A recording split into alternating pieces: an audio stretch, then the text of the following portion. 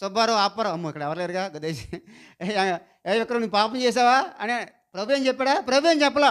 మీలో పాపం లేదు అని మీరు అనుకుంటే ఆత్మ విమర్శ చేసుకొని ఉంటే గనక మీరు రాయండి అన్నాడు. అప్పుడు ఒక్కొక్కడు ఆలోచించుకున్నాడు.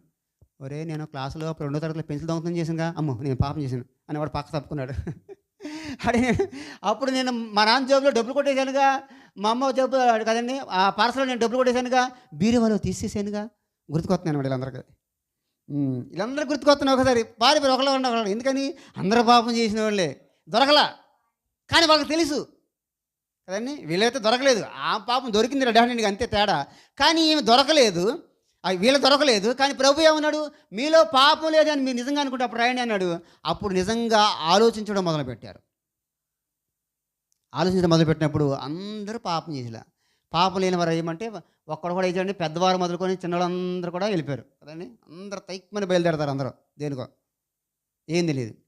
సరే అందరూ వెళ్ళిపోయారు. వెళ్ళిపోయిన తర్వాత ప్రభు ఒక మాట అడిగా. అమ్మా చెప్పండి ఏమన్నాడు ప్రభు అక్కడ?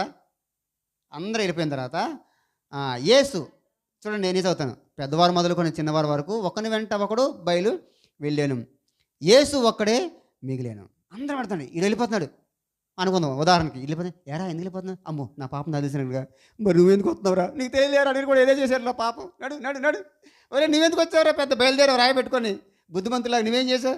నీకు చెప్పకూడదు నడు అని ఒకడు పోతా ఒకడు ఒకడంటే ఒకడు అందరూ వెళ్ళిపోయారు అనమాట.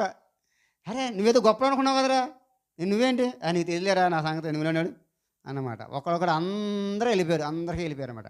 అప్పుడు యేసు ఒక్కడే మిగిలాడు. దీన్ని బట్టి మనకు ఏమర్థమైంది? యేసు ప్రభు ఏమన్నాడంటే అమ్మా అందరూ వెళ్ళిపోయారా?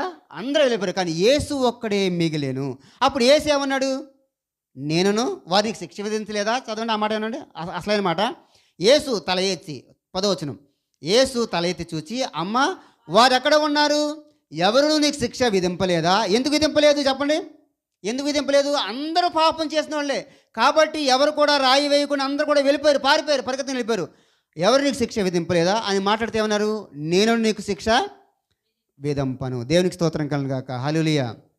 ఇది చాలా ప్రాముఖ్యమైనది. నేను నీకు శిక్ష విధింపను అంటే అర్థం ఏంటంటే నేను శిక్షించడానికి రాలేదు. దుష్ట శిక్షణ శిష్ట రక్షణ కాదు నాది అని అర్థం. తెలుసా ఎన్ని మర్మాలు ఉన్నాయో మాట్లాడుకోవడానికి. దుష్ట శిక్షణ శిష్ట రక్షణ కాదు అంటే ఏంటి? దుష్టులందరిని చంపేయడం. శిష్ట అంటే మంచి వారిని అంతా రక్షించడం. కానీ బైబిల్ ఏం చెప్తుంది? మంచులు ఎవరు లేరని చెప్తుంది. అందరూ పాపులు. ఇప్పుడు పాపులు అందరూ నరుకుంటూ పోతే ఏమవుతుంది చెప్పండి? మన కిమ్స్ లాగా అందరూ చచ్చిపోతారు. కరోనా వచ్చిన అందరిని కాల్చేస్తే ఏమవుతుంది? పాపం చేసిన అందరిని చంపేస్తే